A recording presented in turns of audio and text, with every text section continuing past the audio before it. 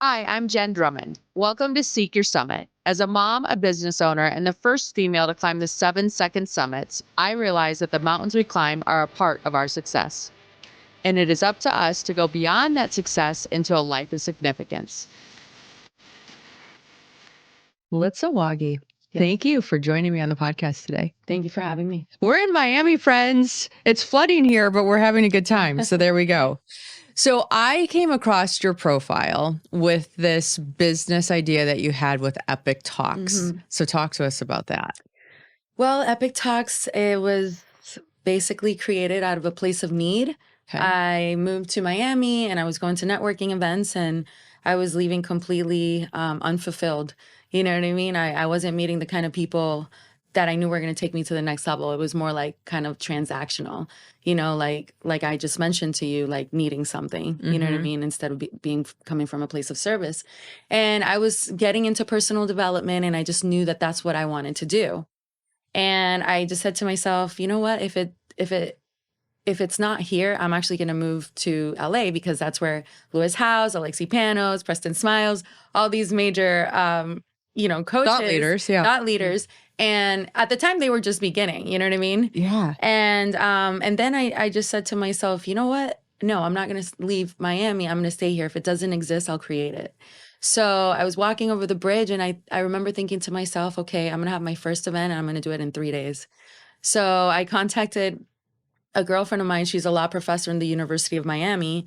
And I said, Alicia, I've never spoken on a stage before, but I have this idea of throwing an entrepreneurship event with mindset. And I wanted to teach people all of the stuff that I had learned through personal development and emotional intelligence and just share it with the world because, you know, people need it, right? And she goes, and I said to her, would you speak with me? And she goes, sure, because she's a professor. She's used to speaking in front of people. So perfect. I took a picture of her, a picture of myself. I took it onto Canva, created my own little design, went to FedEx Kinko's, printed 100 flyers and passed them all over Brickell and downtown in the buildings that were around me. Okay. And then I rented a ballroom. I went to Whole Foods, got a couple bottles of wine, cheese and crackers. And then 3 days later, I just waited in that ballroom and 15 people showed up. That's amazing. To my first event. Look, like 3 days impromptu, no background, 15 Nothing. people showed up. 8 of those were my friends. That's allowed. That's okay. That's perfect. But it was in that moment that I was like, wow, I love this. Even though I was shaking, I was nervous. I was like, I loved sharing my story of like my past, of coming, from adversity and creating something for myself. And I remember in that moment, I said, this is what I'm supposed to do. And then I decided to partner up with some influencers and I called them. I'm like, hey, I'm throwing an event. Do you guys mind promoting it? And everybody wants to speak. Everybody wants to share their message. Everybody wants to be heard, They're like, yeah, no problem. Like 4 or 5 people. And my second event had 120 people. What? And how far after was the second event from the first? 2.5 months. 2.5 months. Yes. And I just had a vision, I had a vision and I'm like, okay, I'm going to make this happen. And the event was so good that I told them, it was actually Jason Stone, Andres Ospina, and Luis Escobar. I told them, listen, let's continue doing this. Yeah. And, Jason, millionaire mentor, he's like huge, and a lot of people were coming to meet him and, myself and all the other guys. And they loved it. So we just continued doing that. And how frequently did you continue to do? Every month. Every month? Every month. I do my events every month. Okay. Even now. And then, after a year, they kind of went their separate ways. And I was like, no, I'm going to continue my path with this company. And I continued to grow it. And I've never stopped since. And when was the first one? Like how many years ago from today? I want to say like 5 years. Okay. So COVID, you navigated COVID with this. Yeah, I did. What happened is, oh my goodness. At the time I was in medical sales, right? And the first year that I was doing Epic Talks, we weren't charging $1 at all. Like I was just trying to figure out, at first I was like, what am I going to do? I don't even know. You know what I mean? And then, they're not cheap. No, I'm like thinking they're renting a ballroom. All those pieces add up. They're not cheap, and food and, and drinks and chairs and like all that stuff. And I remember wanting to charge $15 a ticket. I was like, I was so nervous. I'm like, oh my God, nobody's going to come.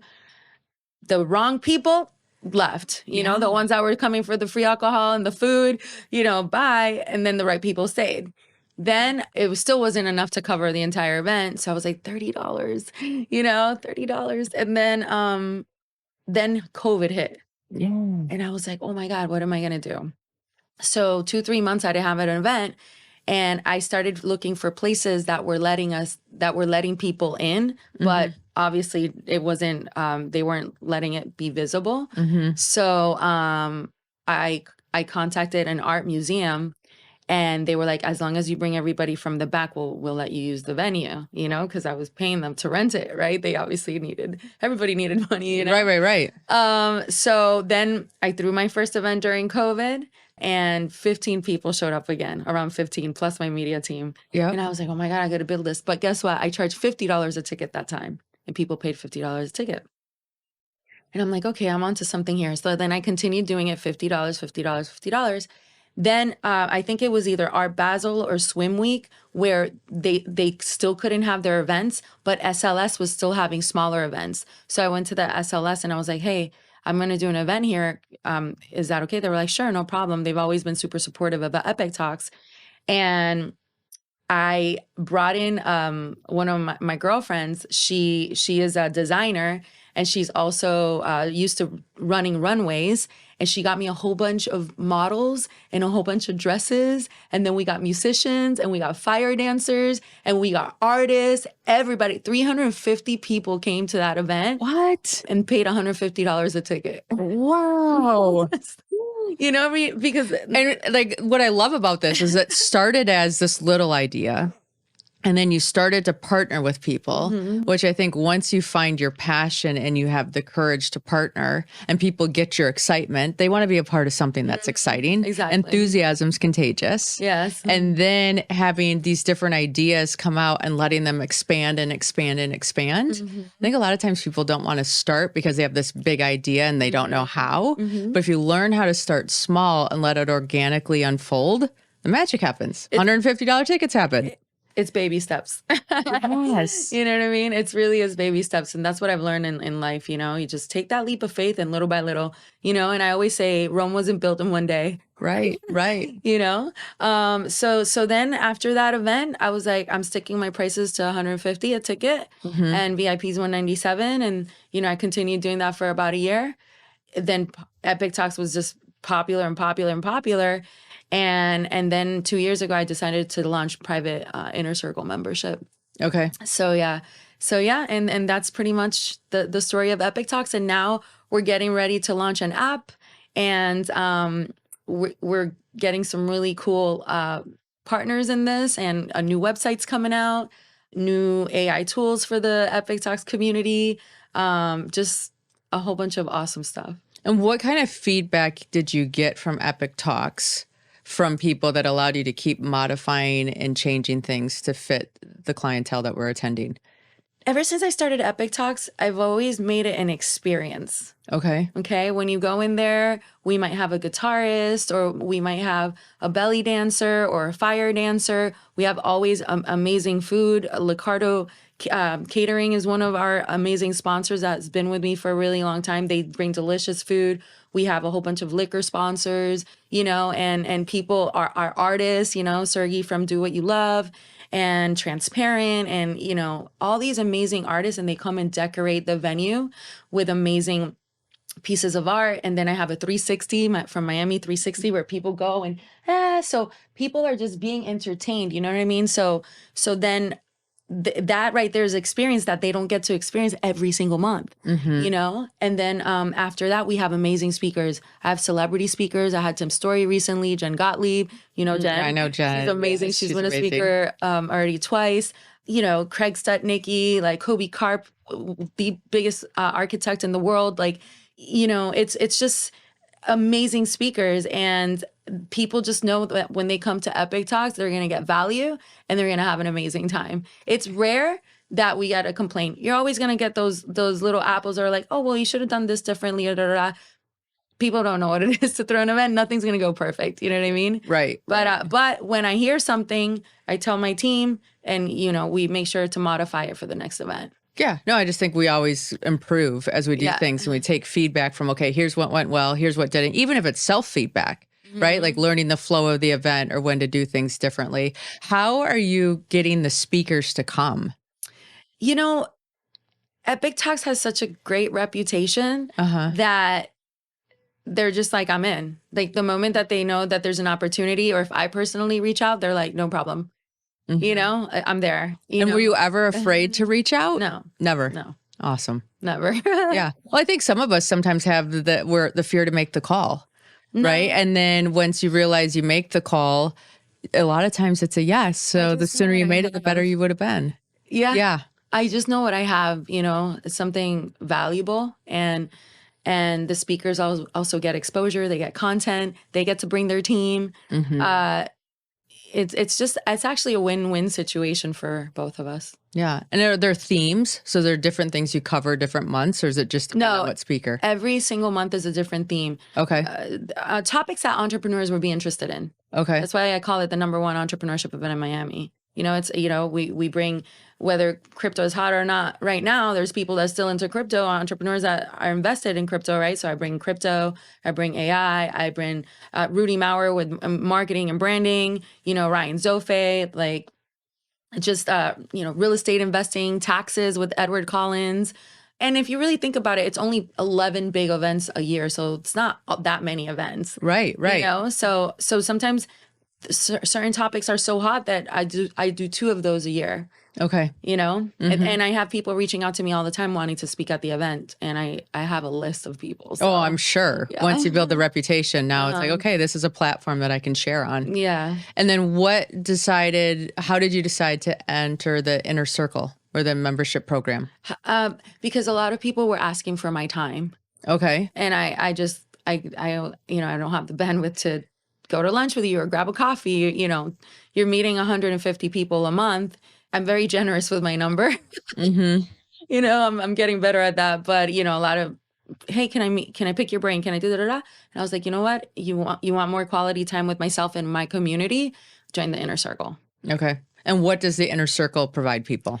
So the Inner Circle is, I like to call it one connection away method. Which is a course she's creating. So stay tuned. So, we have monthly dinners. So the dinners are more intimate. Okay. So it's a room like amazing people like us. And I know everyone's business because we go through a whole interview before we sign you up, right? Vetting process and all that stuff. So I know your business, I know your needs, I know your wants, and I know how you can add value. So at the dinner, I sit them next to somebody that I think that they would match with. Okay. And then after the appetizer, I'm giving all my secrets here. After the appetizer, get up and sit next to somebody you haven't sat next to before. Right? Yes. Then I have everybody the first thing we do, I have everybody stand up, introduce themselves, take a minute. What do you do? A need, a want, and how can you give? Okay. I think that's important. Yeah, absolutely. And then I have a radio show, 94.5 FM, Blink Radio. They get interviewed there where they get a whole, setup like similar to this, and 94.5 FM, and they get live radio, 140,000 listeners, and great content, right? Yeah. And then we have adventures. We actually have an adventure coming up. So we'll go either jet skiing or paddle boarding or Topgolf or bowling. We're thinking about taking a trip to Disney for the day. You know what I mean? Like just imagine being surrounded by amazing people that are successful, that are wanting to see you win in life constantly. Not everybody's going to make it to the 3 events every single month, but there's an opportunity to share and build a family pretty much. And now when they go to the events, they're like, what's up? You know what I mean? So you don't feel like a stranger, Right. Also community, community. We have masterminds every single week with the collective. Actually, they have AI classes, so we partnered up with them, so they have access to that. they get featured on the Epic Talks magazine, you know, so a lot of little things that it helps with their exposure to their brand, you know, getting clients. You know, a lot of my inner circle members, they find their clients within the first two to 3 months. Their investment gets return on their investment is like immediately, you know, and yeah, I just love connecting people, and I love people. I love meeting people. How have you been able to say, okay, let's do this next thing, or let's try this, or because it seems like your brain is always staying a step ahead of how are you doing that? I've always been very creative. Okay. Yeah, I Since know. I was little.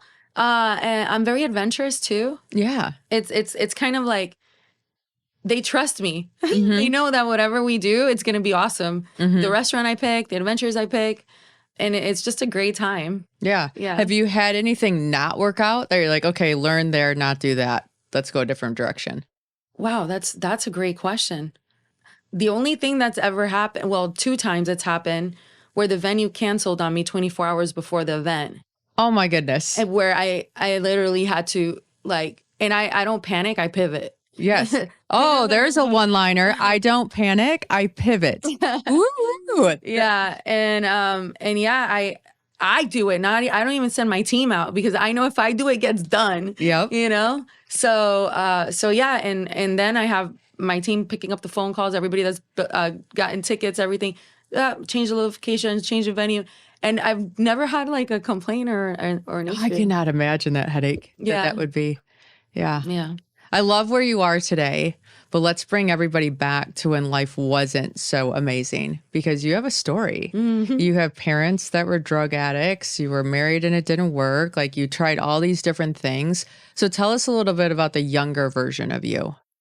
The younger version of me, regardless of the adversities, I was always resilient. Okay. And I think that came because of my troubled past. Okay. You know, I always had to be looking out because I was in front of strangers. I went into the foster care system at the age of 3. Oh. My parents were heroin addicts. Thankfully, my mother is now a minister with her own church. Yes. And my father passed away last year of a heroin overdose. Okay. You know, so one was able to get out of it and the other one wasn't, you know? And I was just a little fighter, you know. I'm thankful because I went into the foster care system, and the family that received me, they were Christians. So I was able to learn about God and you know, and grow up in an environment that you know, gave me that sense of hope that everything's going to be okay, you know. I didn't have the best childhood with them, you know what I mean? Like as a child, especially being a foster child, you go through a lot of different emotions. You feel abandoned, you know, you don't feel like you belong, you know what I mean? But they're great people. They're great people, you know. And I ended up leaving their house at like the age of 15. So. Yeah, you were young. Yeah. And I kind of I embarked on a journey on my own, you know. I went and I found went with my biological mom. That really didn't work out. Then I made friends with people in high school, and you know, I started kind of couch hopping at friends' houses, and you know, families would feel bad and stuff like that. And then I ended up getting my first job. I think I was like 16 when I could get a job or something like that. I can't remember. Yeah, 16. When the moment I could get a job, I got a job. You know, I've worked at Burger King, I've worked at Dunkin' Donuts, I've worked at Market Basket, you name it. And yeah, I ended up going to high school, and I got kicked out of from high school by my principal, and I was missing a lot of classes, and he was like, "You're just another Latina statistic who'll never amount to anything." Yeah.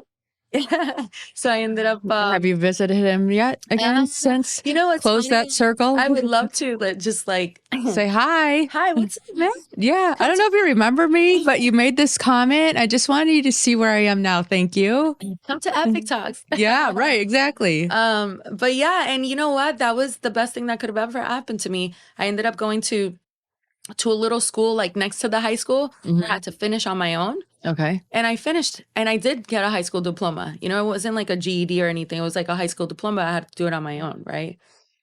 Well, not on my own. I had a teacher, and then they would give me the homework, and you know, there was other students there and stuff like that. And then after that, I just, I was like, you know what? I'm meant for greatness. I'm meant for greatness, and I embarked on a journey, and I believed in myself, and I just went for it. Yeah. Yeah. And what was that moment that you're just like, no, this is not my story. I'm meant for greatness. Like, do you remember, was there a triggering event, or is there just like one day I'm done dealing with this and I'm changing the game? I've always thought that way since Okay. I was little. You Okay. know what I mean? Like I was I was a little rugrat, Yeah. Yeah. I always, I got into sports, I got into gymnastics, I tried to play instruments. I always had that feeling that I was like, I'm a badass. You know what I Yeah. mean? Yeah. Ever Don't since I was little, you know what I mean? Mm-hmm. And I just was never afraid. I'm not afraid of no. As a matter of fact, when I first got my first car, my Toyota Corolla, I remember I was taking the bus and I had this little account in McCoy Federal Credit Union. And there was this lady that took a liking to me because she had a daughter like around my age. She was the one that opened my checking and my savings account. And every time I would go to the bank, I'd go and visit her in her little cubicle. Yeah. And I told her, I was like, I keep taking the bus at 5:30 in the morning. I keep missing school. I end up Disney, and I would skip because it was in Orlando. I would skip high school to go to Disney because I already missed the bus, whatever. That's why I got kicked out because I was missing so many days. So I told her I don't have any credit and I don't have anybody to co-sign. I need a car. And she goes, "You see that door over there?" It was a big, big door. And I was like, "Yeah." She's like, "That's the office of the president, and the door's open. That means he's there." He's like, "That's the only person that can approve." And I, You went over went there? over there, and he's sitting there, like white hair, and he's looking down in a suit. And I knock on the door, and he looks up, and then he stands up. He's like, "Can I help you?" He literally looked like Donald Trump. I kid you not, like tall like that. And I was like, "Yeah." I was like, "Can I sit down with you and talk to you?" I was like 17 or like 17 or 18. And he's like, "Sure." And I told him, "Listen, I was a foster child. My parents were heroin addicts. I don't have anybody. I'm on my own pretty much. I don't have any money. I actually, I was getting a little gig that was going to pay me some money. Okay. And I was like, I just need a car." And I was like, "I promise you I will pay. I'm a working person." I can't remember where I worked at the time. Maybe Bass. I even worked at Bass Pro Shops. Um, and he started asking me questions and I started answering. And he goes, "All right." He goes, "I want you to go to CarMax." And he goes, "You're going to find yourself a car of $12,000 or less." And he goes, "You're going to bring me the ticket, like the price, how they Mm-hmm. back in the day, they used to have it. I think they still have it like that, but the price and everything." And I was like, "The MSRP, is that what you call it?" I Yeah. don't I even know. don't know. The price. So then I went to CarMax and I started looking at all the cars. They were all so ugly. There was a little Subaru. There was, you know what I mean? Like, Yeah. and I was actually looking for a Honda or Toyota because I grew up in Puerto Rico, and those are like every Puerto Rican in Puerto Rico drives either a Honda or Toyota. And I knew they were long lasting cars. So the only one that I saw, I was like Toyota, and it was burgundy. I was like, "Oh my God, this is such an ugly color, but I'm taking it." So I asked the guy, I was like, "Oh, I'm gonna be right back, okay? Don't sell it, just hold it for me." And I took the price and I went to the bank, and the president wrote me a check for 12,000 something. And he's like, "You're gonna pay me $234 a month." And I did. He did. Yeah. Yeah. Yep. And that just started the journey of like me, like I knew I was unstoppable. Having a car was even better. And I did it on my own. You know what I mean? Yeah. And I think there's so much significance to this story on so many levels from a standpoint of when you do something scary, that changes you as a person. Like your confidence is next level. You're like, I just negotiated a car with the CEO of the credit union and here I am. So that energy becomes a part of you. And now you can take it into doing whatever else you decide to do. And then also the significance that one person can make, like One connection away. that one connection away, that teller or bank rep that you sat with and built a relationship with, where it changes the game. It really does. It really does. I'm fortunate. I'm blessed, and and I took that car and I started getting every job possible in Orlando you can imagine. And look about this. I made up my resumes. I didn't have experience in restaurants, and I still got work at Disney restaurants. I made them up. My resume I made up. I'm like, I'm doing something. Fake it till you make it. Fake it till you make it. I worked at PM Chang's. I worked at the Marriott World Center, and this is all without experience. I even got hired at Planet Hollywood in Orlando. And I was just like, once I started seeing all these little things, I was like, I can do anything. Right. Yeah. And then once you start showing up to the job, you're like, okay, I had no experience and I'm better than half the people here. So we're good. But Right. actually, can I share one more story? Please. Okay. So when I was in third grade, with my foster family, we moved from New Hampshire back to Puerto Rico. Well, to Puerto Rico. I was born there and then left and then went back. And I went in on third grade, right? In third grade. And there was a boys basketball team. And I was in love with Michael Jordan at that time, right? We all were. Yes, right? And I was good at playing basketball. So I asked the coach if I could join the boys basketball team. And the coach was like, sure. So I joined the boys basketball team. And this was in an academy that I didn't think, thinking back now, I was like, I didn't think that they would let you do that, right? Right. So then started playing, and I was so good that I played better than some of the boys. And the coach would keep me. I was a point guard. He would keep me almost the entire game, and then give me a small break. But I was playing more than some of the boys. So they started complaining. So they went and complained to their moms. So moms went to complain to the principal, and I got kicked out. Really? But it's funny because before I got kicked out, he had a meeting and he goes, we have to let Melitsa go because, some of you complained that she was playing too much. But let me tell you something. She plays better than a lot of you here. Oh, good for him. Well, thank God he said that. I'll never forget this. Yeah, I'll never forget this. And then when the next year came that I was going into fourth grade, I asked the coach, I was like, can we start a girls team, a girls basketball team, 4th, 5th, and 6th? So we started a girls basketball team 4th, 5th, and 6th grade. And then junior high and high school ended up doing the same. Wow. Yeah. So you were just hardwired to create. I mean, at the end of the day, right? Yeah. And it's interesting that you came from an environment where you said, like, I didn't feel like I belonged or whatever. And now your business is all about creating community where people belong. Absolutely. Right? Yeah. I think a lot of times our pain becomes our purpose. And we want to say, like, okay, I don't want everybody to feel that way, or I don't want to have that thought process for others. So I'm going to help them by creating these communities where everybody can excel. Absolutely. That's what I'm passionate about. I've had a couple of people that come, women and men that have come to entrepreneurs that they have a 9-to-5 job, and within a couple of, maybe 6 months to a year, they have their own businesses. And for me, again, it's not about me, it's about my community. And I'm like a mama bear when it comes to them. You know what I mean? I'm like, or how can I support you and immediately go and fight for them if I have to? Yeah. So when you started Epic Talks, you were in the medical sales device. So talk to us about that, because I do think it's important for people that are listening. It wasn't like you had nothing. You had this other job that you allowed to fund this concept until the concept took over, which allowed you to let go of the job. Right? So bring us to that a little bit. That's also an interesting story. I didn't know anything about, orthopedic sales. Being in orthopedic sales is one of the hardest things ever. Like, I can only imagine. I've seen that. Like, those guys wear like helmets when they do surgery and everything. It's funny because to get into their offices, it's almost impossible because you have the gatekeepers. Right. So Michaela's your gatekeeper. Yes, she is. Thank you, Michaela. Nobody getting to you without Michaela. You know what I mean? I was thrown into the wolves. I had a friend of mine. He's like, he just started a medical device company. And he goes, Mel, take advantage of this. He's like, help me sell. I know you're great at sales. I didn't know anything. And he just gave me a little training. I took a pamphlet. I tried to learn this device, and I just started going to offices. I couldn't get in. So I was like, what can I do? So I started finding out about surgery centers that were opening and hotels that were having parties and Christmas parties, Halloween parties, and all this stuff. So I was like, I'm just going to pretend that I'm an attendee of them and just go. Wedding Crashers, different style. Wedding Crasher, total Wedding Crasher style. I would go by myself. I would dress up really nice, right? And then I would go to the door, and I can't make this shit up. I would go like this, and they're like, oh, who are you with? And I would look at the list because they have the list right there.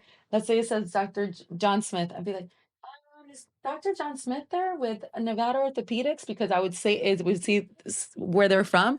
Oh, yeah, here you go. They'd give me the wristband, and they would give me a pamphlet with all the doctors' pictures and what they do. And I was looking for total hips and total knees, lower extremity, because we were selling, DVT prophylaxis. Perfect. I get into the event, and I'm like, hi, one of the doctors I worked with, for example, Dr. Tingy. I'm like, Dr. Tingy. And he's like, hi. I was like, oh my God, my name's Melitsa Waage. I've been trying to get into your office forever, and it's just almost impossible. I want to bring you a lunch and share with you an amazing product that I have for your patient's recovery. And they look at me, I look good. Right. Play to the A game, right? They're like, oh, here's my information. Message my assistant. I'll see you next week. I'm like, perfect. That's how I build my medical career. Oh my gosh. I absolutely love this. That is so good. Yeah. How long did it take? Well, I ended up selling my house. Okay. And it took me a year to make any money. Ooh. Yeah, I was grinding. I was driving to every doctor's office you could possibly imagine. And even when I would get into the gate, there was some doctors that they're so stuck up, it's not even funny. No, I can imagine. You know what I mean? And a lot of them would be like, oh, well, what's in it for me? How can I make money? I was like, you can't, it's illegal. You know what I mean? Right. So I came across a lot of that. And, you know, not to talk shit about the industry, but that's a big thing. Well, they've been trained, right? They've been trained that, hey, if I promote this, I get a kickback. And so when you take that kickback and you won't bend, it's harder. Yeah, I know. Yeah, but it was fun while it lasted. You know, I met some incredible doctors that are still great friends. And yeah, it was fun. It was fun. Okay, so while you were doing that, the Epic Talks idea came to you. So how did that all come? Okay, so I went through a divorce, right? Yes. That was like 10 years ago. Okay. So when I left my husband, I really lost my identity because I was with him for almost 10 years throughout my 20s. Right. So, you know, and at the time I thought, this is my soulmate, this is my best friend, you know, and we literally like didn't do anything without each other. We had so much fun together. So when things happened, it was kind of like a shock, you know, and I made the decision. I'm like, okay, I'm out, you know, and I started partying like a rock star. You know, I was hanging out with like awesome people, like, you know, celebrities and all this stuff. And my girlfriends were all beautiful. And we were just like, you know, living like rock stars pretty much. You know what I mean? And I started like drinking all the time on the weekends and trying drugs and stuff like that. And I was numbing my pain. Of course. You know, like the person that I was with for 10 years, it basically got killed. You know what I mean? I found out that he cheated on himself. And the moment someone does that to you, done. You're dead. You know what I mean? So I even went to a doctor, a psychologist, and he was like, you're experiencing the trauma that a mother experienced when she loses a child. You know, and he diagnosed me with PTSD at the time. And he told me, I'm not going to give you any medication. He's like, because I could tell you have a really good head on your shoulders. But he's like, I want you to come and see me once a week. And then I go, okay. And then he kept talking to me. And I stood up from my chair and I was like, you'll never see me in your office again. And I never went back. I'm like, I don't care what it takes, what I'm going to do. Like, I'm going to try to better myself. So what was bettering myself? I kept drinking. I kept partying. I kept hanging out. You know what I mean? And waking up hungover. And I remember one morning I woke up, Jen, I was like, what the am I doing? Yeah. You know what I mean? Like what, like you grew up as a Christian, you were married for almost 10 years. Like you've been an amazing person. You started your first company when you were 24. Like, what are you doing? And I went to the mirror and that's what I asked myself. I was like, what are you doing? Are you proud of the woman you've become? Yeah. That gives me goosebumps because that's a big question to ask yourself. Yeah. Ooh, I'm getting goosebumps too. Yeah. And it's crazy because I learned one thing in that. And I actually told this to Tim Story in our interview recently. I said, if you need advice, go to the mirror and ask yourself and look at yourself in the eyes. Your soul can't lie to you. And your eyes are the window to your soul. So are you proud of the woman you become? And I said out loud, I said, no. Okay, so what are you going to do about it? So it was within those days that I saw an ad on Facebook that said, reignite your life, your finances, and your future, free ticket. Okay. And I was like, free ticket. You know what I mean? Like when you think of something free, you don't really add value to it, right?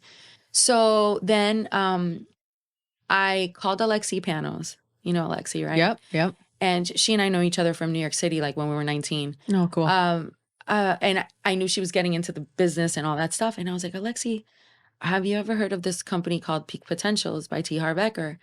And should I go? They're offering a free ticket. And she goes, no, but if there's one positive thing that you get out of it, it's a win situation. I love that. One positive thing. You need to go to these things for one thing, not endless things. One thing is a game changer. Absolutely. And then with that, when she told me that, I booked my flight, I booked my hotel, and I went to Cali. Yeah. And those 3 days changed my life. Really? Yes, because did I end up investing almost $10,000 at the end of the event? Yeah. But why? Because I got so much value. I was like, oh my goodness, like 3 days of like financial literacy, of mindset, of, I even met Ruben Matta there. He's one of my mentors and best friends now. Like, just everybody there was there for growth. And that's what I needed. Who you surround yourself with turns out who you become. 100%. And then I met my best friend now, Tiffany. I call her Tiffany Millionaire, but Tiffany Jones, and she's the founder of I Rule My Life. And she is one of those people that I saw and I was like, you're going to be my sister for life. She's like, I'm here for growth. I'm here for this. I'm here for that. I'm like, me too, you know? And then it felt so good to be there. So I invested in myself. I spent 2 years taking their courses. Every 2 to 3 months, we would go to a new course. Warrior Camp, the real estate class, the loving boot camp, like just a whole bunch of, personal development courses. And it changed my life forever, Do you think it was the course or do you think it was the community? Or do you think it was a combo? Oh, it is a combo. Combo. Oh, absolutely. A combo. And everybody there was just having fun and really going through tough situations. The Warrior Camp, oh my gosh, we had to really push each other. A lot of breakdowns, a lot of, breakthroughs, and that was really powerful for me. And then once I saw the change that it did in me, I was like, I'm going to be a speaker one day. Yeah. I want to be an author. I want to share my story. I want to do this. I want to do that. I didn't know how it was going to happen, but I knew I was going to do it. And then when I moved back to Miami, because I was in Vegas at the time, when I moved back to Miami, I started this little movement called Backpack Attack, where I get backpacks for underprivileged kids and the homeless, and I put school supplies, I put socks, I put a whole bunch of stuff in it. And what gave you the insight to start that? Well, because I always want to help, and I would see the homeless. And then when I was little, as a foster child, I wanted a new backpack. So I started taking it to the homeless. And then when school started, I did a backpack attack for little children. And it just fueled me, you know what I mean? And I was like, okay, I got this done. I was like, and then people, I was seeing other people, they were like, oh, I want to help you. I want to do the next one. How can we support? Right. Actually, you're making me want to do another one soon. We got fall. You got a few more months. Yeah. So then I did that. And then that's when I was like, well, I want to be an author. And then I want to start an event. So I started the event first. Then I wrote my book. Then I started my radio show. Then I went into a fitness competition. I did that all in 6 months. Yeah. Wow. Right. Yeah. Like the fire was lit. And then it was time to go. I felt unstoppable. Now, how did you land the radio show? They reached out to me. Really? The owner, Manuel Cambo. Okay. He's amazing. He was reaching out to me on Facebook. Hey, ma'am, I would love to interview you on my radio show. And I get messages all the time. Yeah. And I don't know this guy. We don't have a lot of mutual friends. And I was like, no, I kept ignoring him. He stayed persistent. Really? Persistent. And then one time at 11 o'clock at night, I got a message from him. Like 11? And he goes, ma'am, when do you have time to talk? And I was like, I'm available right now. Calls me. Listen, I just want to bring you to my radio show, 94.5. I want to interview you. And I was like, you know what? Okay, I'll be there. Went, and the interview went so well that he's like, I want to give you your own show. Yeah. Amazing. Yeah. And he's like, I've been following you. I love what you're doing. And I was like, all right, let's do it. Oh my gosh. Isn't that funny? Yeah. I'm telling you, when things are meant for you, they will come. Yeah. Like you can block them as long as you want, but if you it happens. He's become like one of my best friends too. He's an incredible, amazing friend and mentor. Yeah. You talk about mentors a lot, like throughout your journey. Are you changing them based on what you're pursuing? Are they finding you, or how are you connecting with mentors? I think we find each other. Yeah. Chris Lee, Chris Lee? He's one of my best friends. Really? We have the same birthday. Oh, how fun. May 27th, yeah. So with him and I, okay, one of my best friends, John Rodriguez, he goes, Mel, I need to introduce you to a really good friend of mine. He's a motivational speaker. He's doing exactly what you're doing. And I was like, okay, make it happen. Oh, and he's also Puerto Rican. I'm Puerto Rican. Yeah. I was like, yeah, make it happen. And then he goes, okay, I'm going to put you guys in touch. His name is Chris Lee. I was like, wait, Chris Lee from Lewis House? He's like, yes. I was like, Like today would be perfect. so then he sets us up for dinner, and then Chris came with a girlfriend of his, Miss Puerto Rico from like 2001 or something like that. And when we sat down, the three of us Puerto Ricans, it was like we were brothers and sisters for like ever, right? Yes. And then we were talking about birthdays, and he goes, yeah, my birthday's May 27th. I was like, what? Like that. You should have You seen are our long faces. lost twins. And he goes, let me see your ID. And we both took it out at the same time, and we literally got up and just started dancing and like hugging each other. It was hilarious. So that was like what, 7 years ago. And then he was like, Mel, you got to come to Ascension Leadership Academy. And I was like, because once you become friends with someone, you like you forget to see them in their element. You know what I mean? Like Right. like my friends, when they see me at Epic Talks for the first time, they're like, I don't know you have that in you. You know what I mean? Yeah. So he was like, you need to come. And then I was going through a breakup. So finally I was like, okay, I'm going to go because I needed healing, And when I stepped into that place, I was like, oh my God, I did not know what I was missing. Really? Yeah, just a complete another transformation, Yeah. So that's how I came across Chris Lee. And then Tim's story was a complete fluke. Like, you know what I mean? I had met Tim like, I think it was 11 years ago or 10 years ago when I first went to one of Lewis House smaller events. That's when he was first starting his career. Natalie Jill was there. Natalie's a friend of mine too. And I saw Tim and I said hi to him, and that was kind of it.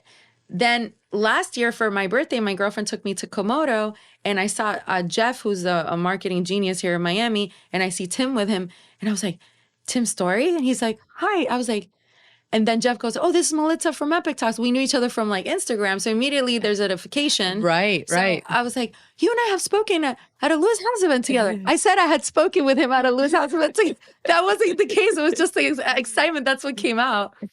And he goes, wait, so what is Epic Talks? And I was like, oh, it's an entrepreneurship event, Miami here, da da da. And he's like, I'm leaving on Monday. How about we grab some coffee and we'll link up. I was like, perfect.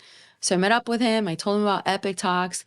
And next thing you know, 2 months later, he's speaking on my stage. Oh. And he goes, I want to support your business. Anyway, he's amazing. He's just like, and now because of that, my community is completely impacted by that as well. I just have incredible people, so many other mentors I can mention, Dana White is one of them, and just like. So you have these people that have been mentoring you that have changed your game to another level. Who are you mentoring? Well, my community. I was doing one-on-one coaching for a while when I launched my book, Detoxify Your Mind. Yep. So my clients were like coming to me to detox their mind and change their life. And a lot of my inner circle members, they reach out to me for mentorship. So I don't do one-on-one anymore. I don't have the bandwidth for that, but I mentor my community. Yeah. That's awesome. Oh, I'm so excited about all the things. Okay, so for all of our listeners that want to come down to Miami now and attend an Epic Talks event, how do we find you? How do we connect with you? And how do we support what you're doing? Thank you. I appreciate that. Yeah. So basically, Epic Talks Miami is our Instagram, and Melitsa Waage, Melitsa Waage is my personal Instagram. You can also find your tickets at epictalksmiami.com. Yeah. And that's how you can connect with me. Send us a DM there. Yeah. And we're getting ready to launch an Epic Talks app where we're going to be having a free community. Okay. And then it's going to be a membership. And that way everybody gets impacted because we're taking this global. I love it. Global, friends. You're going to have an Epic Talk where you live. So bring it on. Let's go. Yay. Thank you so much. No, thank you. I appreciate you so much.